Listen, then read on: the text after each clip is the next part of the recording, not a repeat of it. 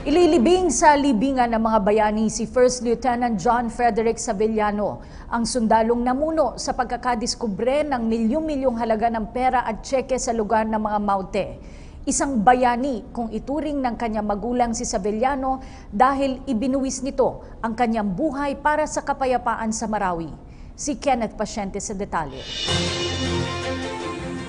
Nananatili pa ring nakalagak sa loob ng headquarters ng Philippine Marines ang labi ng 3 sundalo na kabilang sa 13 nasawi sa bakbakan sa Marawi City.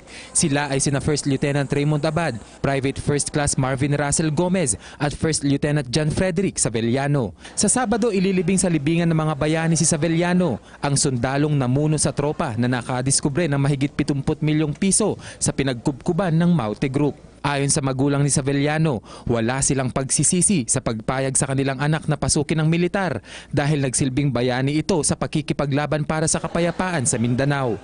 Wala kaming pagsisisi na pumasok sa Philippine Marines. Kasi mula nang pumasok siya ng Philippine Marines, nag-graduate siya at nai-deploy sa Palembang. Ang kanyang first assignment as a military, in-offer na namin siya sa Panginoon.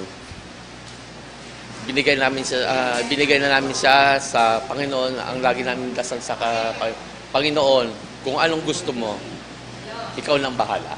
Naglabas din ang kanyang ina ng sama ng loob sa Maute Group. Mother's feeling, galit ako siyempre.